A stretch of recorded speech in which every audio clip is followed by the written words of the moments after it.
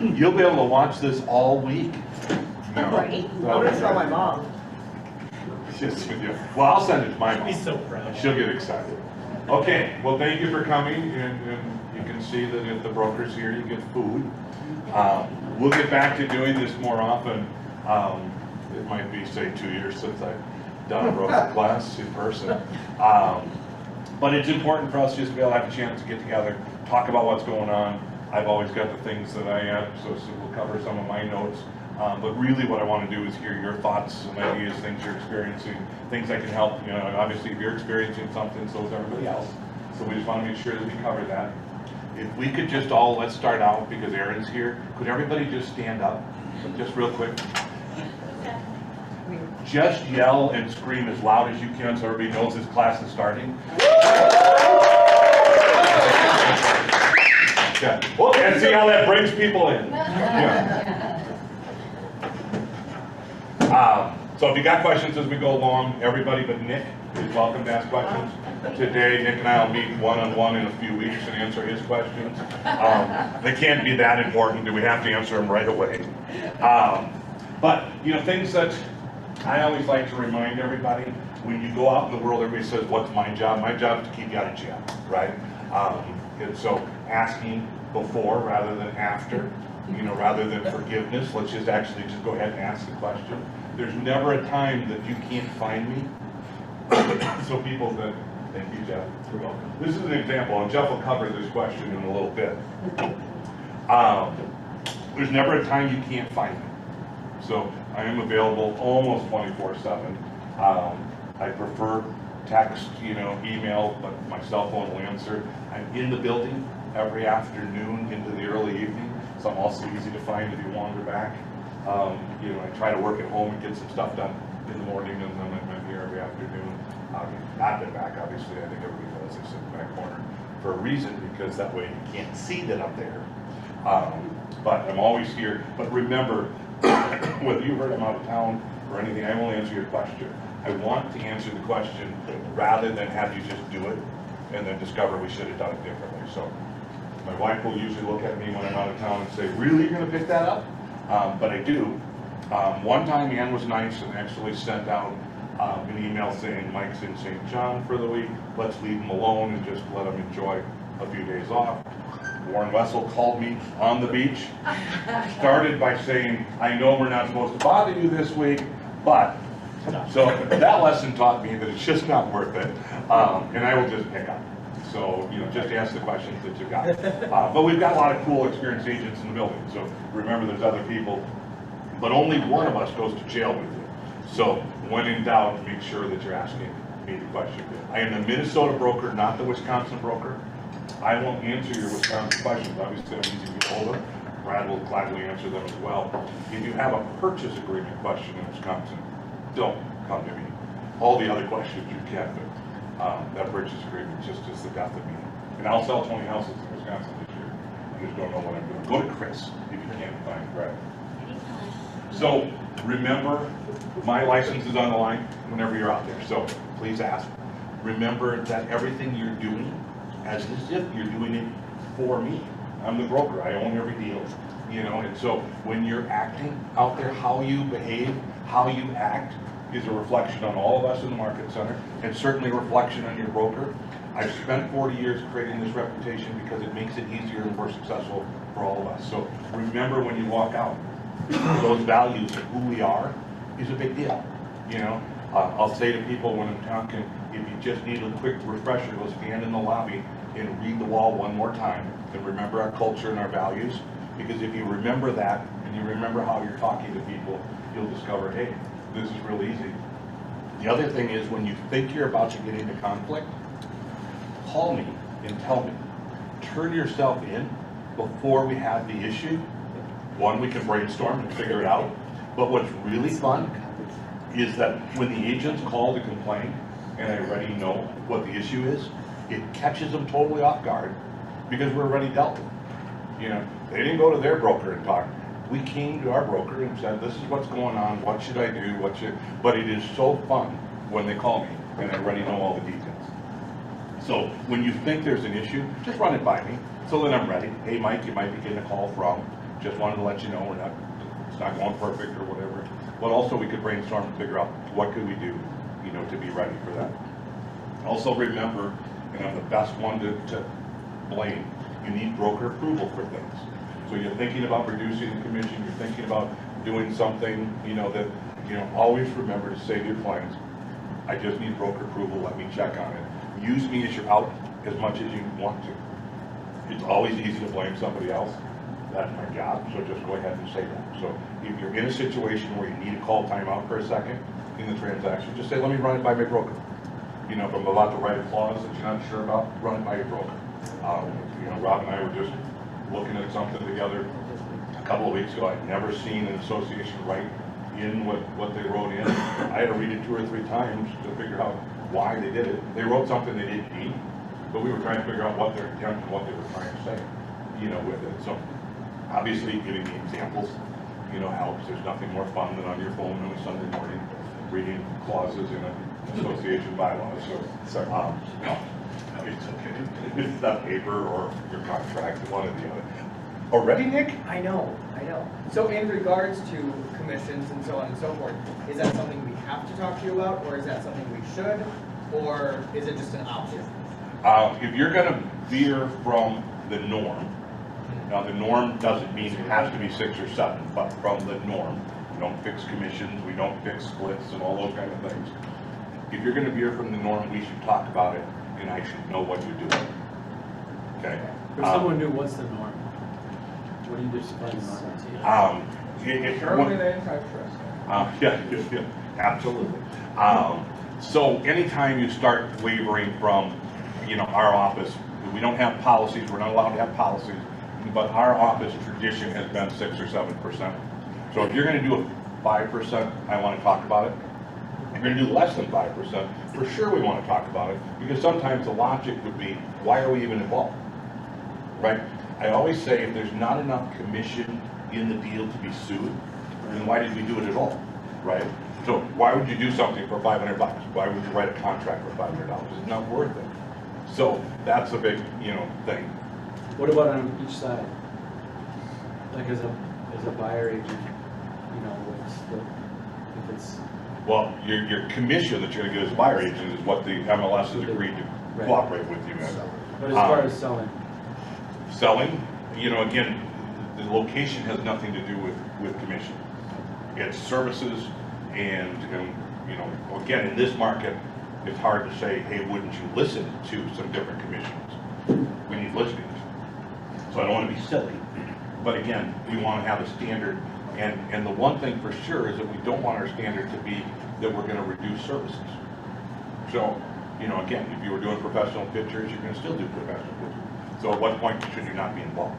But if you're going to stray from that, again, if you've been selling for 20 years, you don't need to talk to me about it. You know what to do, because we've already had this talk 3 or 4 times. But if you're newer, always talk to me. But that's why it's fun to just say, let me just check with my broker and see what I can do. If you couldn't close them on what you were doing, it gives you the ability to have another conversation.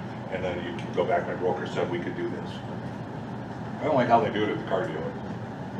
But always just remember, it's just safer that we ask ahead of time. So other things that I've been seeing, and I'm just going to run through some of the things that I've been seeing, and then we'll see what other questions and thoughts that people have. Remember, if you're working not on a team, but just working with another agent in the office, have agreements. Don't just assume that everybody's clear on what you're doing. It doesn't need to be fancy written agreements. You could have an email that they acknowledge back, just saying, hey, this is how we're going to split our commission. This is how we're going to split expenses. This is how we're going to split jobs or whatever. There's a reason to work with other people, but have it be clear so that you don't come later and wonder, what did we agree to? So again, it doesn't have to be real formal, but a lot of times people just say, hey, let's work on this together. Well, loosey-goosey usually ends up being a problem. So let's just remember something in writing. Not this fancy contract that we all had a lawyer review or whatever, but something that just covers it so that you make sure it's covered. And when you know there's somebody in the building that has skills that you don't, and it can convert a listing for you or a buyer or whatever, that's a great thing. Just make sure we've agreed on how we're going to do it. And to me, the other, you know, aside from the split, it's also expenses. Because you know, you need to understand what's it cost to do some of these things, and everybody should be at the table on that. So, but just remember that we've had that come up a lot over the last couple of years. Put it in writing, you know, that we were just clear on it. Timelines for inspections and contingencies, and we have a very nice person here that's helping us with our timeline. It's one of the things that gets us burned a lot is, you know, how many days on an inspection and what counts as a day. Inspection counts every day. And so, you know, I don't know if you've ever had this. This is your broker telling you what happened to me. At midnight one night, I'm laying in bed and I redid the math again in my head and discovered we were expiring at midnight. I thought it was the next day.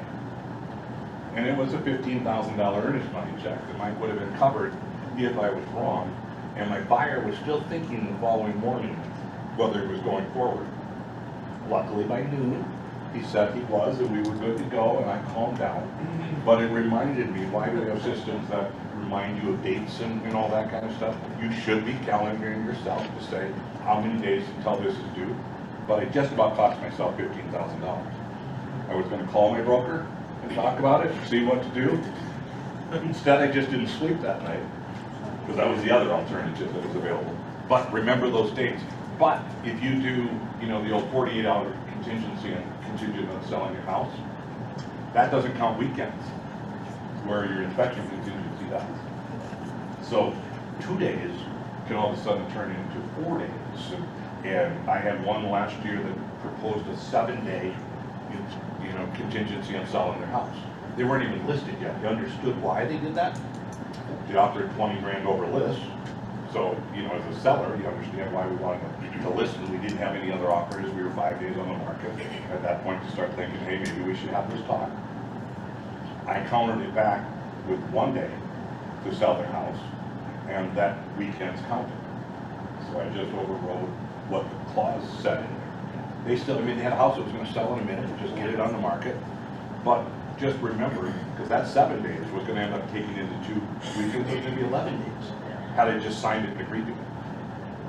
So remember how dates work. Advertising, we haven't talked about this in a while, but remember that the law with Congress is Keller Williams has to be what they see most predominantly. So it doesn't have to mean it's bigger. Bigger is usually easier to say you did predominantly. But it does need to be the first thing you see. So when you have a for sale sign or an open house sign, you have to make sure that that's what they're seeing. Is Keller Williams first, your name second. If not, you know, one group in the Twin Cities got a $10,000 fine for having not advertised the word Keller Williams strong enough. We haven't seen it come up in a couple of years, but Ann and I haven't been in this room in a while. Yeah, they kind of change things, but still, like we always say, before you order any business cards, yard signs, anything, just throw it by Mike or I to just review and make sure that everything looks compliant. Ann and I will give you the disclaimer. No guarantees. Good luck to you. But we've been successful so far. So, and remember, if you're going to do clothing, I can make sure I wore it today. When I put my vest on, I don't have arms, so my vest only has my company logo, which aren't it. So I made sure that the shirt underneath it has the company logo on the outside. You cannot put something with just your own logo on it. It has to have the company logo on it someplace too. So just remember that. I think, you know, wearing clothes out all the time is the smartest thing. Logoed clothes all the time. Wear your clothes. I know. I stopped that. I said, somebody just drifted. But wearing logoed clothes when you go out, it's the easiest way to start a conversation. I mean, Luis, if he just wanders a couple stores today, will hand out business cards just because you have something on that has your name. So just remember, it's great, and it's a tax deduction. So why not? But just make sure you do it right. Fair housing and realtor symbol required on all advertising still? Yes. So, and remember, Facebook advertising, any social media, your company name has to be in there. And predominantly, I was just looking at one, a Realty Group one, where I was like 5 pages into their Facebook, you know, long, you know, dissertation of what they do before I figured out it was a Realty Group agent. Commerce looks for reasons to call. You know, last week they were nice enough to call me on something. It didn't involve any of you, but it was, you know, a corporate, you know, kind of conversation. Most of the time, Commerce will call me direct and say we have an issue versus sending a letter saying we have an issue, because the letters are certainly not as much fun as just a phone call, let me fix it. Phone call that we had a few years ago, we aren't doing a lot of Realtor Opens, you know, lately because they sell too fast. But at Realtor Opens, no giveaways. You can only give something to a principal in the transaction. So you do a gas card giveaway at a Realtor Open to an agent, but that agent doesn't end up selling the property, they were never a principal to the transaction. So you could give something to the selling agent, you can give something to a buyer, a seller, but you can't give something to a random agent because they can't. You can give them food at the Realtor Open, but you cannot do a drawing. And my question when the Commerce Department called me with that, because, you know, everybody does, that's what we used to do all the time, was I said, well, everybody does it. If we have to change our policy, then are you going to make sure that this is just a rule for everybody? Their answer was, Mike, just call me anytime you see other agents doing that, and we'll take care of it. I go, well, I'm not that guy. So why don't we make an office policy and we'll worry about ourselves? But just remember, Commerce is always looking over your shoulder, and when they're bored, they make phone calls.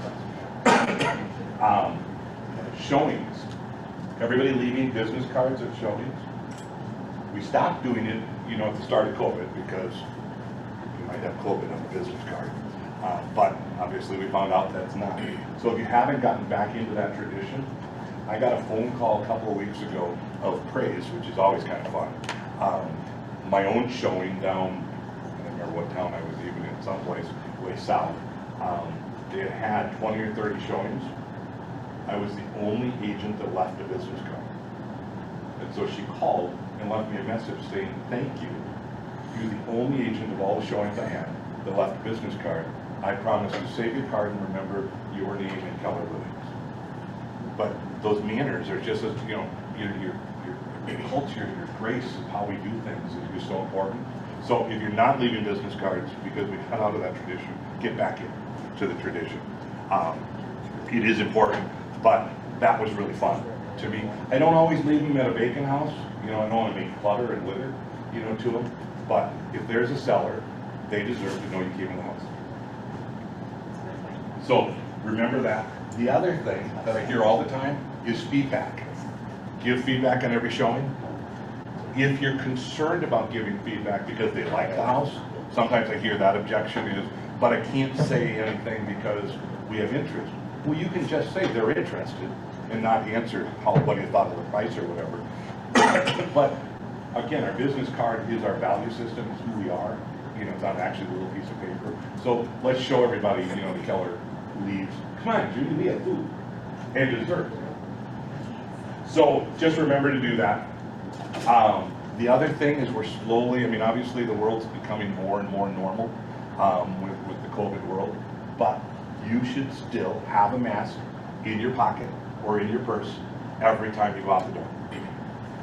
Because if you get to that listing appointment, no, there's not one in this pocket, right? Normally there is. But when you get to that listing appointment and the person has a mask on and you didn't have a mask with you, you need to still remember that everybody's at various points of this experience. It's been a hard journey for all of us, but our manners didn't stop. It's okay at the front door to say, would you like me to put a mask on? It actually sounds like you're concerned and care and you have values. Now, what are the odds they're going to say yes? Probably not much unless they already have a mask on. But if they're standing at the door with a mask on, which I've had recently, and you don't have one with you, you look like you didn't carry it. So just carry it. It's not that hard. We spent 2 years carrying it. Let's just have it with us. So you know what your face looks like. I know. Yeah. But just remember to have it with you. A lot of showing instructions still come in saying, please wear a mask. If the showing instructions said, please wear a mask, you wear a mask. So when you're setting up how things are going to work with your buyer, it's reminding them that some of the houses we're still required to wear a mask. I will let you know, but please come prepared, you know, for that. But again, it's those courtesies. Saying the word means so much to people. It just means you care about them. So it's not that hard to just say, would you like me to put a mask on? You know. I still do most of my buyer appointments out in front yards of houses. I hardly have, I mean, I discovered actually the new normal isn't the worst thing all the time. You know, what can you accomplish if you looked at one house together and stood out in front and talked about that house? Lynn hasn't been in a house in 2 years, but she's been with every one of my clients. Where we just hang out in front of houses and chat and listen and hear. But you're talking about a house that you just went in, now you know if you're looking for the right thing or not. Zoom calls are amazing, not that hard to meet with people, so just remember that. Coming soon. I got a phone call from the odds, there are no odds here today. No, Pam was so excited. Yeah, she was excited about lunch. But they lost 2 or 3 deals in the last month where they're showing set up and then they sold while they were coming soon because people bought them sight unseen. We've heard. They've been insulated though. Yeah. It's been happening to us for a year and a half. Yeah, that's what I said. They said, you just found out now? I know. Lunch with her and I go, you've been insulated. And she Yeah. said, I've been really lucky. Yeah, life's too sheltered. Yeah. But remember, it is a choice to write an offer sight unseen, and it is a choice for the seller to accept it. Now, unless it's written in a certain way, why would the seller accept it? But Mr. Brown just got one through sight unseen with an inspection in it, which I thought was stupid. Why would you take one sight unseen and an inspection that could therefore fall through? And he got the deal together, and I told him it'll never go, and so he's spending the money, not me. But Thursday, okay. I thought the closing must be close. But so again, I bring it up to my clients all the time. And that's the reason I'm bringing it up, and it's what I said to the odds, is if you don't say to your clients, it is a choice, if you'd like, to write an offer sight unseen, just let me know if you want to. All you do is cover it. It's the same sentence when you said, if you see it for sale by owner, if you see new construction, and you tell them all the things you can do. One of the things you better do is tell them that you can write an offer sight unseen, because then if that does sell and you didn't even give them that choice, you've covered yourself. Again, 98% of the people will say, nice gesture, thank you for mentioning it. Not in my lifetime am I going to do that. But if you didn't bring it up, they didn't know it was a choice. I got a cash buyer in Hudson, and they brought it up, and he said, why would anybody do that? Well, you have cash and you win and you quit losing, you know, all the time. There are times when it makes great sense. When you know the area and you can feel strongly about it, obviously you don't know. So I mean, you know, when we know the builders and all that, it's less risky, you know, out there. I always, when I bring it up, we say, if you get in there and you don't like it, we'll resell it. Again, in this market, if you know the market well enough, you know, I did one in Stone Mill last year where I knew if we carpet and paint, they wouldn't lose. We didn't see it in Rob was lucky because he got in. We didn't see our final walkthrough 3 days before closing. That was a nervous final walkthrough, you know, for getting there and showing up, saying, "Cut it, if they like it," and they did. The other thing that my wife and I started doing 2 years ago when we started waiving inspections is that I buy a homeowner's warranty for every one of my buyers that waives inspection. And I tell them, if you decide to, I'm not telling you whether to do it or not do it, but you may have a better chance of succeeding, and if you do decide to do it, we'll buy you a homeowner's warranty. So I've been doing that as well until we had the warranty personnel in last week for training and said, Shelley, we do not, unless there's an inspection done, which I think is crap. And there's ways to get, unless there's an inspection done, we will not cover that stuff. Most likely not. And I said, that's been my tool, Yeah, and my toolbox. I would just use somebody else. Well, I've been using, yeah. Hello, Yeah. yeah. And I have never run into a problem with my client. No. right? I haven't had any problem. Okay, good. And I've used Kathy Jamber on one. Their program has more caps on it, which is what worries me about, but it's cheaper. But Jennifer's, if you do the $200 deductible, is basically the same price as Kathy's, you know, one. But Isn't it? yeah, Hudova is where Hudova is now. Cinch. Thank you. Yeah, I get there eventually. And think about that, ask your warranty person that question. If it's not inspected, will it be covered? That was shocking, Shelley brought Well, that up. because as a homeowner, sometimes we get a house and then years later, we call. We don't have an inspection on file. Because how can they say that you had to have an inspection. It just made no sense to me. But no, she said it was only if it was within like 30 days after the closing, if they called and said, oh, my washer machine broke. In other words, it was broke at closing. It's It wasn't in working order as short of term, closing. Yeah, not like a year down the road. But yeah, but again, what I was always taught is so even if you're doing an inspection, get your warranty, and in fact, I talked to Nova about this on Thursday when he was over at our open house. Get your warranty in place before your inspection, because then it's not a pre-existing condition. If you've already done your inspection, it is a pre-existing, because now you know. So the day you get the sale together, and again, I always put in on my buyers, they will do seller coverage. So then the seller's also covered. And then the seller coverage could help cover something out of that inspection as well. But it's a way to win in multiple offers. So, foreclosures, everybody asks me all the time what's happening in the world of foreclosures. We are going to see foreclosures doing an uptick, this year. The number of people that got in trouble, and you would think most of them could sell, without losing it. But if you imagine what it's like to be in foreclosure, and you aren't opening your mail, you're also not listing your house for sale.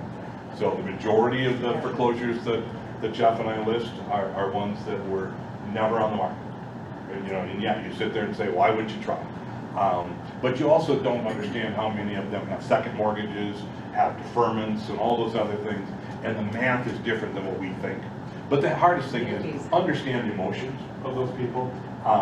It is a good time to remember when you're on a listing appointment to be asking more questions, and you can just say, hey, it's been kind of a hard experience for all of us going through COVID.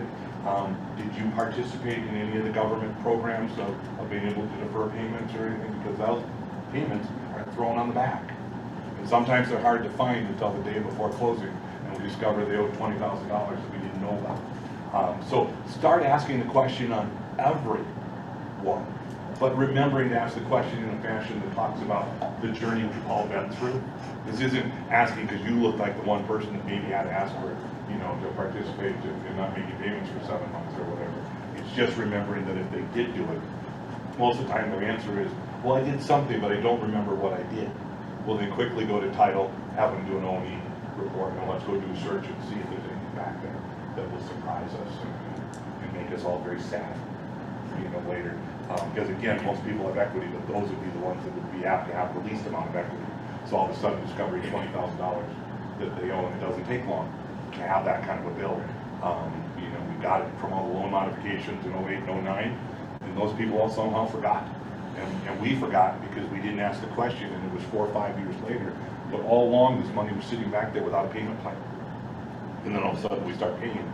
Now, appreciation has helped us at this time. But if you don't ask, and you get to closing and have a surprise, that's when you end up having to call your broker, and the broker doesn't like those calls. And so, there's not a lot we can do. We can help with commission or whatever. But, the real bottom line is we should know those things going in. So make sure you're asking good questions. So speaking of that now, if you were to look at the seller's current mortgage statement, would that allow people, it's not on there? It's not on there. Oh. So that's the problem. And it's not like they forgot, but they didn't like the experience, so they forgot, right? I mean, it was a horrifying time for lots of us. And that's again why, if you work on your scripts about how I'm going to talk about this, is ask everybody. Ask the $200,000 house, ask the $600,000 house. Because if it's part of your regular scripts, you'll just get comfortable with it and you'll make sure. And then if it comes up as a problem and they didn't tell you, at least you asked and you're ready, to handle that. But we're going to start seeing that, more and more.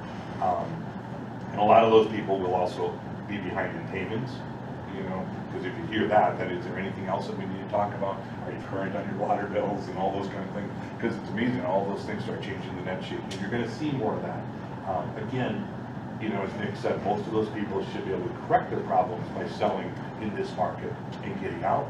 But you need to be able to do a true net sheet, and maybe they're not really getting out, or they're not getting out with enough to really get themselves started over someplace. So just remember, a lot of experiences out of these last 2 years, and our empathy should have grown through this. and you should show it and be that kind of connection in person. Multiple offers. The biggest complaint I get from other agents is nobody told me we didn't win the offer. You got 10 offers in, did you actually get back to all 10 professionally and politely? You know, but what I love is the ones that just simply go out to everybody in showing time. It's like, how unprofessional is it? So again, if your business card isn't actually the business card, but it's you, could you, and copy and paste is great, but could a personal email to, They're personal. right, and once you wrote a good one, it works for the Your other 10. name, I just copy and paste them. Right, So, yeah. Yeah. But so don't do a bulk email saying you lost, sorry, have a good No, I day. personally. You know, care about them, but I mean, how many of us have gotten an email or not and felt like, did you even care? Did you present my offer? You know, all those feelings that go with it. But those are the biggest complaints I hear from other agents is, well, how do I even know they presented my offer? Well, when you start doing that unprofessional rejections or not, but just remember, we've all lost just 1 or 2 offers, you know, in the last couple of years. So how did we feel, and which agents made me feel better? I mean, I quickly sit those nights of multiple offers, get a little late, but it's okay, it's worth it.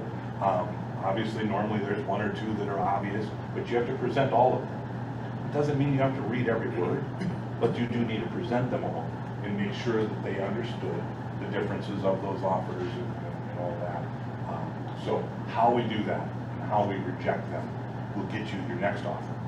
Because if you're going to stick around and they're going to stick around, you're going to run into each other again, and you want them to feel good about that. When they call and ask for questions, go ahead and answer some questions generically. I mean, you can't give out what it sold for, but they're learning to try to guide. You know, there were 2 offers that really just blew you out of the water, or your inspection, or your 3% down. What were the things that made them not be competitive? It's nice to give that feedback. It really does make our job easier when we can go back and say, you know, the other agent was just awesome. Just gave me a couple of pointers that I wanted to bring. Things that you probably said already, but now they've heard it again in a situation that they've lost, so that maybe next time, you know, they're better and more prepared. Bill? Yeah, so you bring up a great point for the seller side of it, of us being there for them. We've been on the buyer's side, we've lost, so we've asked other agents, where did we miss out on? And there's a lot of agents out there these days that aren't communicating as well as we would like. What sort of protocol do you want us to go through? And how often should we be reaching out to them? And when do we just give up on reaching out to them? I tried once. I mean, you know, if you're not going to answer me. Yep.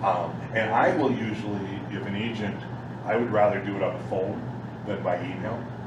Because I want, you know, if I'm going to take the time now, I'll call you back and just say, let me just help you, you know, with some thoughts and ideas. Because out of the 10, there were 2 that really wanted to understand things better. And I like to pick up the phone. I want people to know who I am. And I tell them, I hope this works. This is hard for all of us. And hopefully we'll have an opportunity to be successful again in the future. One, it's how you know, recruit, grow your downline. We want people to know our manners. So I will always respond, but I always make sure on multiple offers, I set aside another hour to stay here and respond. I mean, it's a long night, you know, sometimes. It seems to be on Sunday nights. A lot of agents are saying, do your property so they go live on Monday or Tuesday to protect your weekends. I don't think that's, in my mind, in your seller's best interest, because, right, why do they care what my weekend's like? And I think I can get more showings if I get to include a Saturday. Yeah, do You the know. house on the weekend. and- Yeah. Yeah. So we just had a seller on one that we sold a couple of weeks ago, worked from home 4 through p.m. And I said, you're not going to want to be home on Friday that we start the showings. Can you go to work that day? Well, his division of 3M's not allowed in the building. They lock the doors. And he sells the masks.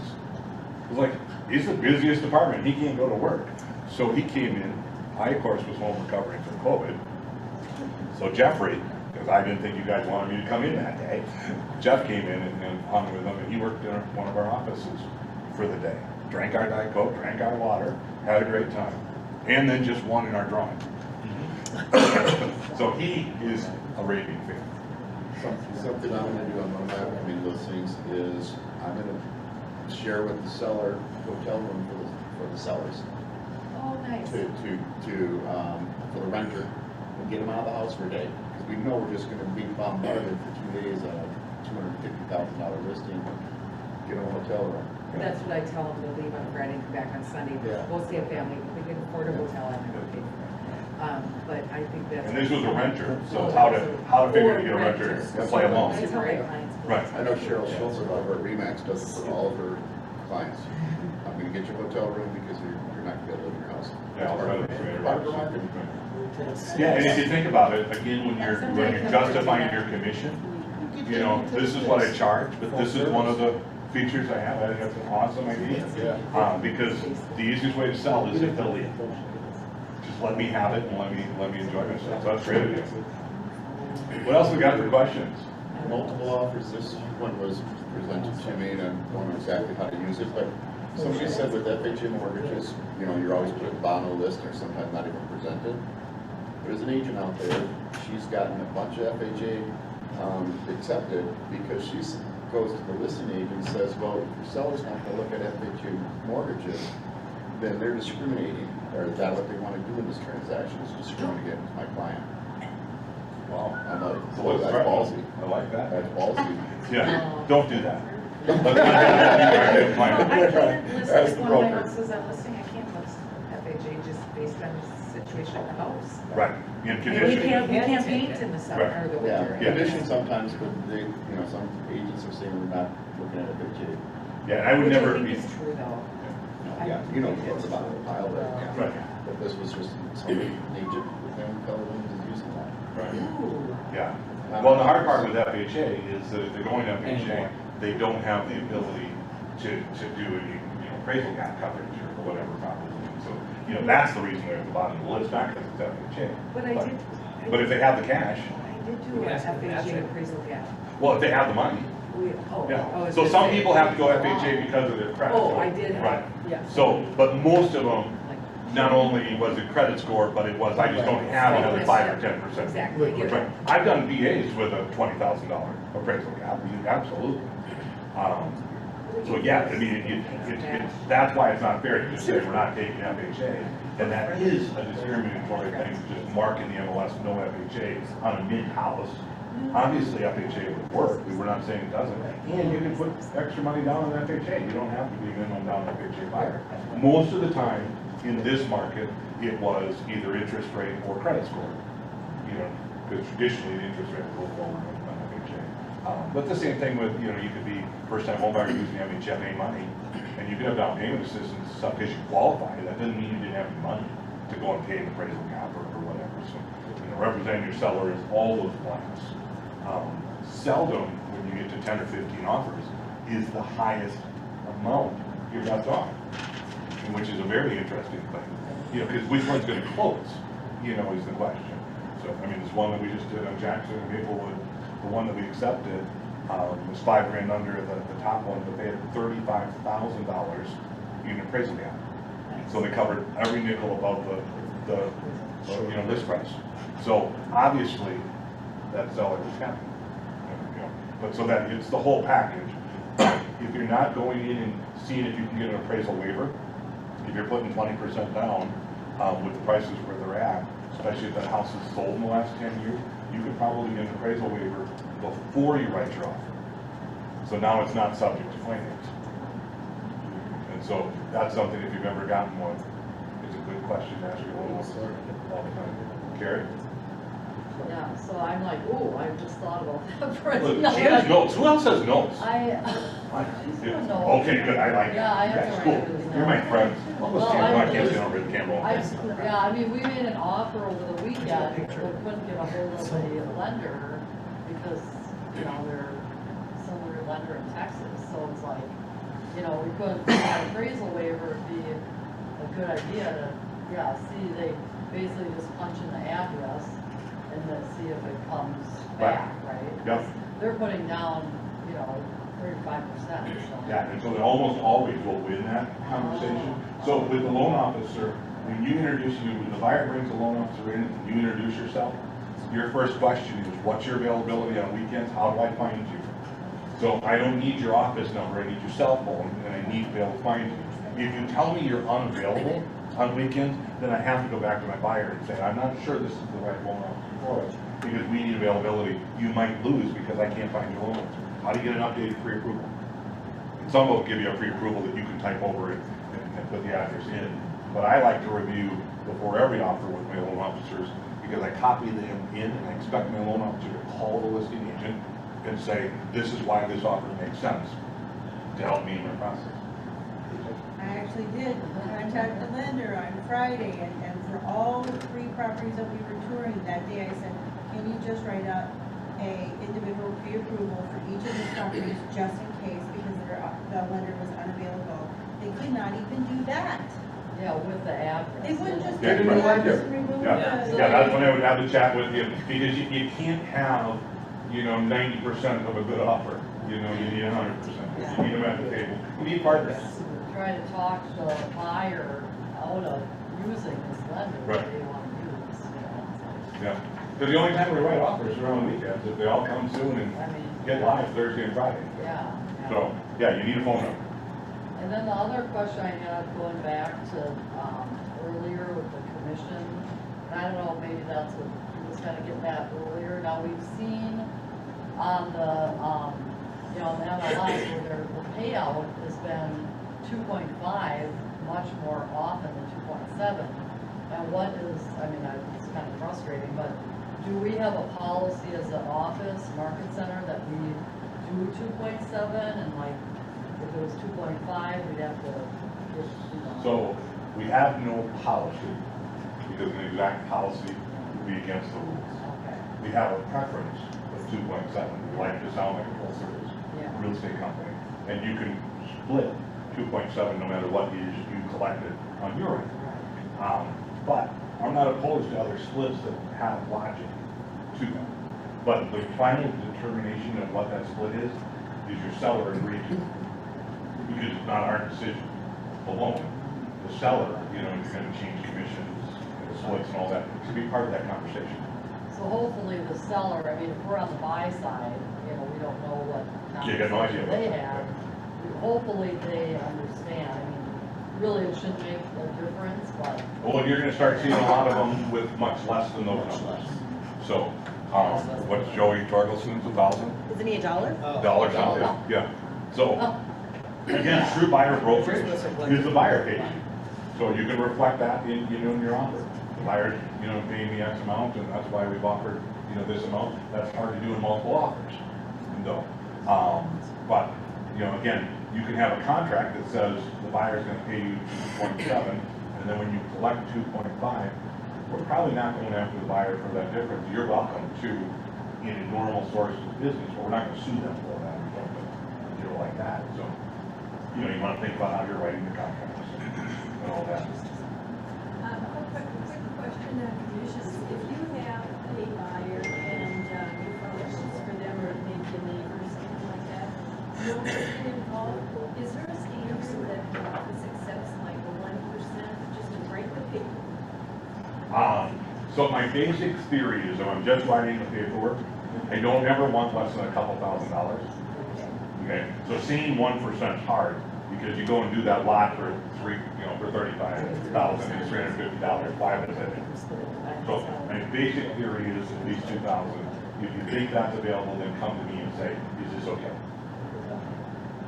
And the other question that I've got is, if you have a friend that wants to list the house, and you have a buyer that you know it's going to fit, do you have that seller sign, and it does fit for them, do you have that seller sign that they say that they are not going to put their house on the market, knowing that more than likely they would get probably 10, 20 showings and maybe 3 or 4 offers? You have to go through that. That's the decision. So some sellers would prefer to not have all the showings to go through all that. As long as you have been clear with them on that, then that's just fine.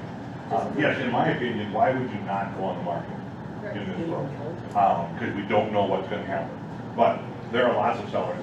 Why does the seller take, why did they take Zillow offers before Zillow left? And why do they take an open door? We can always get them more money. But some just don't want the inconvenience of being on the market. It's a bad weekend. But, you list with Rob and he'll pay you to stay at a hotel. It's actually kind of fun. Do I get to pick hotels? Swimming pool. Super 8, man. Yeah, super, yeah. I stayed in a holiday here once, and that's campy to me, so. But, you know, also remember, because the other thing we get into a lot is, I'm just doing a one shot. I'm just writing up for the neighbor or my friend or whatever. And so I'm gonna be a facilitator. I hate the word facilitator. Representative, right? And you can't facilitate on the side of where you know the person, so you have to represent them. And you can't be a facilitator to just one side. So seldom does the word facilitator work. We all spend the whole year trying to figure out how I can be a facilitator in a transaction, because it means I just didn't charge them a full commission. I think every transaction you should represent somebody, and if you're doing a one shot, I think you should represent both and do dual agency. Because isn't your goal at the end of the day, this person that you never met becomes a raving fan and a fan of yours for life? Aren't you intending to put them on your mailing list and giving them all the emails about what latest giveaway you're gonna do? So if that was your goal, then why wouldn't you do dual agency and just represent? So that's my big deal, is the word facilitator, I think, should almost never come. If you can give me an example of one that made sense, you know, I look forward to it. But I don't think it's a word that we should use, because you should represent people. No matter what they pay you, they deserve the same consideration. You know, if this amount or this amount doesn't make any difference. You know, we're full service, we care, we want you happy, we want this perfect for you, and we want you to tell others about us. When you reduce your commission, that's one of the things you always explain. I'm doing this because of this, but I'm also doing it because I hope that by you having the opportunity to work with me, you'll know just how hard I'm gonna work for you. And I'm hoping that at the end of this transaction, you'll start handing me names of people that I'm working with. When I've done something like Mike, I always, in that situation where you charge a flat fee, what do you do with the broker administration commission? Who pays that? Baby. Yeah, and so now your 2,000 just went to 3,200 because you're charging 600 on each side too. So keep that in mind, otherwise you charge 2,000, don't collect the If you just represented one side, we only collect one fee. If it's dual agency, we collect the two fees. Alright, so that you're thinking this through. But again, charging the buyer $575? $5.99. $5.99. It was $4.75 Going up to before. 7 next week. Okay, and somebody just put a note on my desk. But so the buyer isn't paying anything else other than the $5.99, so it's not all one person paying it. But Rob's right, you start doing that of it. But yes, you start waiving those fees and only collected $2,000, and our policy says if you didn't collect it, we'll collect it from you. There's not much left. So, and Ann is not gonna be flexible on that. She wants her money. It's not her money. Check with my broker. Yeah, I'll check with my broker, yeah. But yes, remember, understand that when you're presenting that is that flat fee plus, again, you're representing the seller, whole loan, which is fine, you know. Again, I do dual agency because I believe in it, but I also don't think it's that hard to tell the buyer, they got no other expenses to me. You know, you pay $5.99, you know, fee and the rest of the things are over on the seller side. It's not that hard to present. What else for questions? I have one more question, and that is getting ready to put our own house on the market. So, thinking about what you said first, I want to stay in the jail versus getting in. So any new tips, hints, things that maybe that are red flags that you are aware of right now? So you must buy a homeowner's warranty as part of your transaction. That's in our policy if you sell your own house. You must fill out a disclosure. You cannot use a disclosure waiver if you're selling your own house, whether it be an investment or not. You must, you know, that's yours an admissions requirement. The warranty is our requirement. And when in doubt, over disclose. We are, you know, we have a big, you know, spot to shoot an arrow at a bullseye. There's my word. So, you know, you have to do that when you're selling your own house. It has to be in the purchase agreement, has to be in the listing agreement that it's your own house. So everybody should know. You know, when we have problems, it's when I didn't know, and you know, and they always accuse you of not telling them something, even though you told them everything. But they're going to use that against you, so you want to make sure you're careful. The other thing that's not a bad idea is to maybe consider having somebody in the office help you sell it. This is how I used to do it all the time. now I haven't moved as much, but I always had somebody else present offers to me. So I would put a co-lister in and let them collect the offers and let them present them to me, so that I made sure that I acted as the seller, you know, properly. If somebody needed to be looking at things, you know, there's plenty of agents that will help you, you know, for not a lot of money, but just have another person involved. Open houses are an interesting thing. Doing an open house on your own house, it's kind of uncomfortable. You know, Cheryl did one at my house, but I was very happy when I left, and she took over. But, you know, remembering that, you know, we're not always our best clients. A doctor doesn't treat themselves. You know, a lawyer doesn't represent themselves. Well, some do, but they usually discover they lost. So just remember to get help when you need it. There's plenty of people that can help get that better. Open houses to me is one where it's kind of nice to have somebody else, you know, do it. It's kind of weird when you start ripping your house. You know, and they're not going to talk open in front of you. Nick, what else do we have? Jeff's not here, but one of the things we wanted to cover, and he was supposed to cover it, you know, for us, gifts to the broker are appropriate. So, treats are always nice.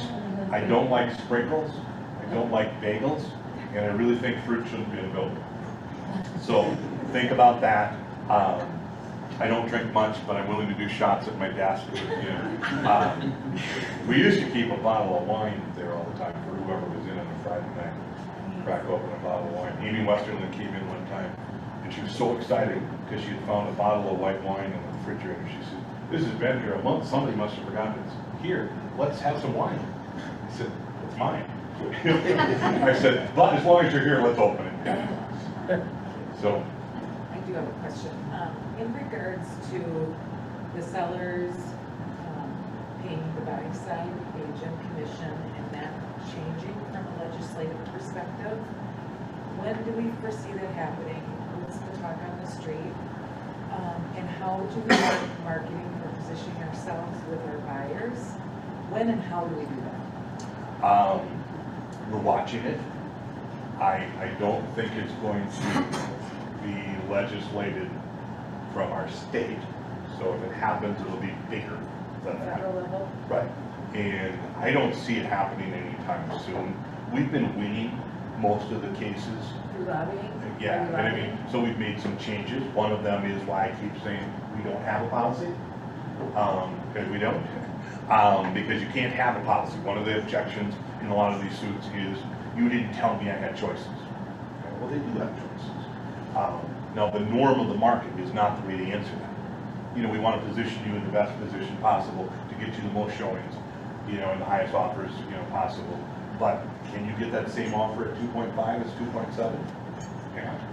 So you want to make sure how you're talking to your sellers about these things. If it starts happening, we think it's going to happen, you know, we will meet, we will talk. But the key is we are emphasizing we don't have a policy. Jason Gorman said that he's literally telling us, having the sellers decide how much they want to pay their buyers at this point. Now this could, my question then is, do we need to come to you about that, right? Because right now we have. Well, if you're thinking stuff, let's talk out loud, you know, so that, you know, versus in a group. Are you doing that yet? So with your sellers saying you get. I have lots of different splits that go in. Okay. Never zero. Okay. But I've got a couple of banks that pay close to zero. You know, I got lots of my banks that pay 1%. But that's their dictating, it's not me picking, you know, that number. But if you want to have that conversation, let's have it one-on-one. Versus as. I'm just asking for everybody, yes. too. We don't know what to do. We don't Yeah, understand. but I think it's an okay idea to know that at the end of the year, everything didn't look identical. Did you actually represent your clients and have conversations about splits? I mean, we talk about everything else, why wouldn't we talk about that? You know, this is what we see the most, this is the norm of it. You know, this is how we can, you know, I mean, just because forever we've said we split a commission 55-45, you know, off of a 6 or a 7, you know, that doesn't make it, you know, right. Right is what did the seller pick, how do they want to market that property? So what Gorman's doing is a correct statement. That should be in the conversation. Yeah. You know, but again, if it's going to be crazy, then we want to talk about it. Now, one is, if we're charging them X, there's no real good reason for them to want to have a split be massively different than the norm, because that's just meant you made more money. Now, Joey Torkelson's, I think he charges a flat fee of $5,000 or something. So the reason he doesn't want to split, but I don't believe he's talking to his clients hard about this. He doesn't want to have a split of too much money because he's not making it. Well, so the shift is charging a $5,000 flat fee, That's right? a joke. Oh, okay, but then, It should, That's That's just the list. so that's just the listing, and then the. in theory, they're letting the seller choose. pick Yeah, what they want. $5,000 and then Yeah. add on all this. Right. Yeah. So that means as a buyer's agent, then I have to have that conversation with my buyers that Right. they have to pay me. When you represent a buyer and you filled out that form, you want to explain to them what those blanks meant. You know, instead of just sign here, you wrote a number down, what that number mean, and how does it get collected in the norm, and how will it get collected if it's not? And certainly you could write an offer asking for a split, but I believe that commission doesn't belong in purchase agreement anymore. Because the commission's not, between the buyer and seller, it's between the agent. So if you're gonna have a split to be different, you'd have to have a different agreement, alongside that. I mean, that's all difficult to do, so then you really wanna have a buyer ready to pay you. They can add that commission to their mortgage. Oh. So you can talk to your loan officers about that. But yeah, you can do, so if there was a 3%, you could add that on top and put it on the mortgage, got appraised. Still, but that's one of their costs. They can factor that into the mortgage. Again, true buyer brokerage, that's how it's used. California does a lot of real true buyer brokerage. 6 months. Yeah, all gets together. What else are questions? It's 65 seconds. What did you tell Cheryl about I have a buyer that wants me right up there, just right up there, so that at least they want to sign. I said at least $2,000. At least $2,000. Right. Plus the broker So- admin. Plus the broker admin. Okay, so So- what if the seller wants for his Well, again, that's why I said at least, so then let's just talk about it. What do they want, what do we do? Now, I'm telling you that you're gonna represent them even if they don't want representation, because we're not gonna use the word facilitator, because one is they called you.